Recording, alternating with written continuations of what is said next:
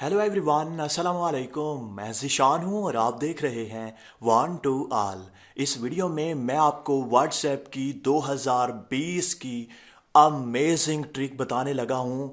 अगर आप भी बेताब हैं, अगर आप भी व्हाट्सएप में कुछ अमेजिंग करना चाहते हैं, कुछ नया करना चाहते हैं, तो आपने इस वीडियो को मिस नहीं करना और ना ही स्किप करना है। तो आपने इस वीडियो को पूरा देखना है, इस वीडियो को स्किप नहीं करना और जानना है कि वो कौन सी सीक्रेट ट्रिक है जो आज मैं आपको बताने लगा हूं। अगर आप भी जानना चाहते हैं तो इस वीडियो को लाइक कर दें। इस चैनल पर नए हैं तो इस चैनल को सब्सक्राइब करके साथ में घंटे के ऑप्शन को प्रेस जरूर कीजिएगा। वीडियो को स्टार्ट करते हैं।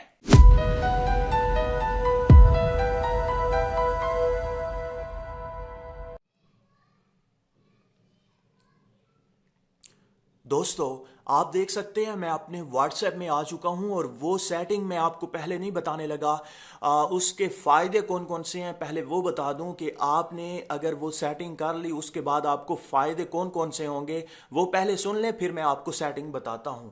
यहाँ पर आपने गौर से सुनना है, मैं आपको कुछ फ़ायदे बताने लगा हूं जो इस सेटिंग करने के बाद आपको मिलेंगे। यहाँ पर आप देख सकते हैं कभी कभार ऐसा होता है कि हम जल्दी में होते हैं और कोई बहुत बड़ा मैसेज टाइप कर लेते हैं। किसी को हमने पूरी इंफॉर्मेशन के साथ, पूरी डिटेल के साथ कोई मैसेज सेंड करना होता है। हम बड़ी सोच विचार और काफ़ी देर तक वो मैसेज टाइप करते रहते हैं। उसके बाद हमारे जहन में ख्याल आता है या फिर हम मोबाइल को रख कर कहीं चले जाते हैं और पीछे से वो मैसेज जो है वो रिमूव हो जाता है या फिर किसी तरह से आपसे रिमूव हो जाता है, डिलीट हो जाता है। या आप चाहते हैं कि ये जो आपने इतनी देर सोच विचार की, इतनी देर लगाकर ये मैसेज टाइप किया, ये तो सही नहीं लिखा आपने। जो आपने पहले मैसेज लिखा उसे आप रिमूव कर देते हैं, डिलीट कर देते हैं और फिर आप मैसेज लिखना स्टार्ट कर देते हैं। अब क्या होता है कि आप अब जो मैसेज टाइप करते हैं वो उससे भी बुरा मैसेज टाइप हो जाता है। वो जो पहले वाला मैसेज था वो इससे अच्छा था।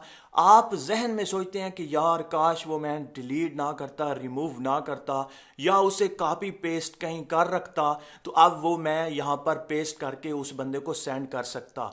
लेकिन आपके पास कोई भी ऐसा तरीका व्हाट्सएप में या किसी भी एप्लीकेशन में नहीं होता जो आप उसे अनडू या रीडू कर सकें।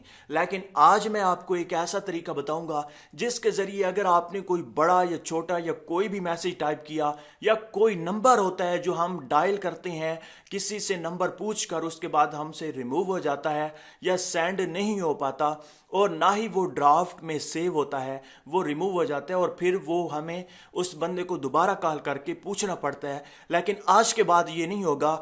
आप चाहे व्हाट्सएप पर हों, फेसबुक पर हों या कहीं पर भी कुछ भी टाइप करेंगे, आप उस चीज़ को अनडू या रीडू कर सकेंगे। अब बहुत सारे दोस्तों को यह पता नहीं होगा कि अनडू और रीडू क्या है, तो मैं आपको बताता चलूं कि अगर आपने कोई भी मैसेज लिखा, जैसा कि यहां पर मैंने एक मैसेज लिख लिया, अब आप चाहते हैं कि ये अनडू हो जाए, खत्म हो जाए, तो आप सिंपली वॉल्यूम बटन से ही इसे रिमूव कर सकते हैं। सिर्फ एक बार आपने लॉन्ग प्रेस करना है तो ये खत्म हो जाएगा। यहां पर आप देख सकते हैं और इसके बाद दोबारा आपने वॉल्यूम डाउन के बटन पर लॉन्ग प्रेस करना है तो ये वापस आ जाएगा। तो आप देख सकते हैं जो मैंने मैसेज टाइप किया था वो अनडू भी हो गया और दोबारा मैंने उसे रीडू भी कर लिया। मतलब ये है कि अगर आप कोई भी मैसेज डिलीट करना चाहें तो एक क्लिक पर कर सकते हैं और उसी मैसेज को वापस लाना चाहें तो आप एक क्लिक पर कर सकते हैं और वो वॉल्यूम कीज से आप उन्हें वापस या रिमूव कर सकते हैं। और दूसरी सेटिंग ये है